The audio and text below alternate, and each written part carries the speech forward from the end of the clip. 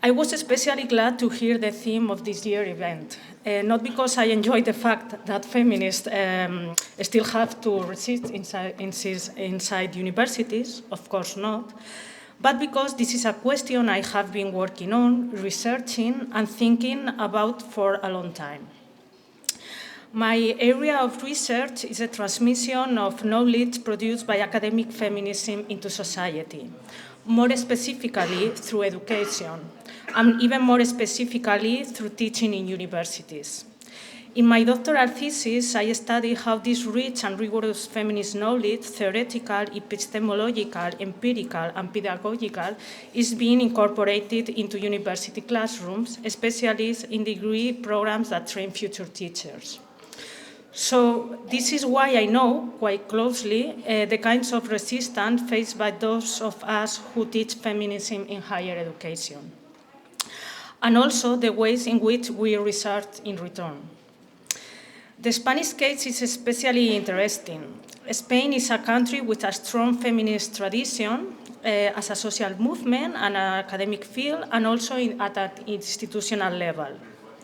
So when we look at feminist teaching in a Spanish university today, we find something important. We are not starting from nothing. We are working with 5 decades of accumulated feminist knowledge. We are also working within a broad legal and policy framework that support the incorporation of gender equality into higher education.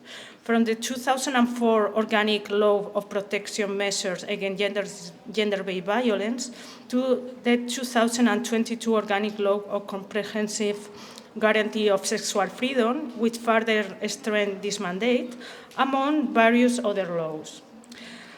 And we are supported by a feminist movement whose most visible expression is the mass mobilization every 8th of March, but which also continues to articulate the anti-fascist resistance in the dark times we are living through. At the same time, however, this does not mean the situation is easy. In Spain and elsewhere, feminism is increasingly questioned and discredited by anti-gender movement and far-right political actors. And here I often think of Susan Faludi's classic Backlash. It's one of these books that never lost its urgency. Faludi powerfully shows how feminist and anti-feminist discourses can coexist. She carefully analyzed the conservative reaction of the 1980s to the gains of second-wave feminism in the United States. What makes the book so important is that it shows backlash is not simply an outside rejection to feminism. Backlash is part of the terrain in which feminism must continue to struggle, adapt, and persist. So even in times of backlash, there's still feminism. There is still resistance, and there is still collective work.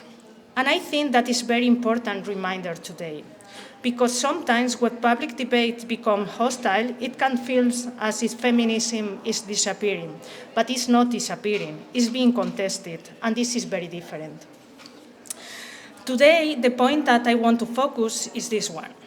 Feminist resistance inside academia is not only about responding to anti-gender movement and far-right political actors. It's also about resisting the internal transformation of the university itself under neoliberal logics. What do I mean by that?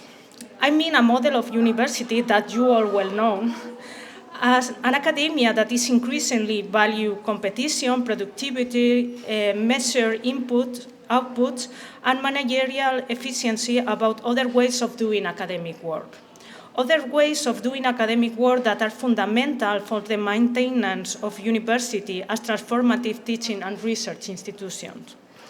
This neoliberal model presents itself as neutral, as you said, objective, merit-based, but feminist scholars have shown very clearly that its effects are not neutral at all. In practice, women in academia often spend more time in forms of labor that are absolutely essential, but poorly recognized. Caring for students, administrative work, departmental maintenance, dialogue with society, teaching tasks. Feminist scholar from the University of Iceland has called this academic housework. And I think that concept is powerful because it captures something many people in university immediately recognize. Work that is necessary for the institution to function, but which often remains invisible, undervalued, or taken for granted. And this matters especially for feminist work at universities, and a particular type of feminist for academic work that is significantly feminicized.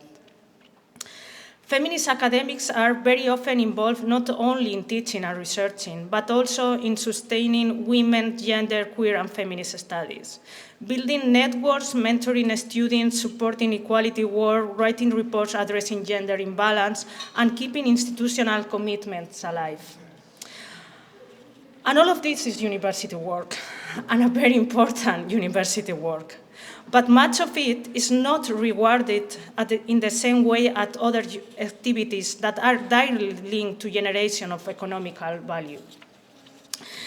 This is the context in which I have asked two questions in my research. First, does the current neoliberal model of university management act as an obstacle to feminist teaching? And second, how does the lack of recognition of women's academic work contribute to that obstacle? In a recent article published in the Journal of Gender Studies, based on interviews with female academics linked to feminist studies and gender equality work at Spanish universities, I argued that the answer is yes. Neoliberal university management does constitute a barrier to feminist academia in general and feminist teaching in particular. One of the clearest findings was the connection between growing gender inequality within the neoliberal university and the difficulty of promoting sustaining women, gender, queer, and feminist studies in teaching. Put simply, when teachers face overload and precarity in the neoliberal academy, and even more so in the case of women, as studies show, it becomes much harder to create feminist teaching networks, to design new courses, and even to maintain the ones that already exist. And there is another relevant issue as well. The gender biases in the evaluation of research, teaching, and knowledge transfer academic activities represent significant resistance to drive feminist academia.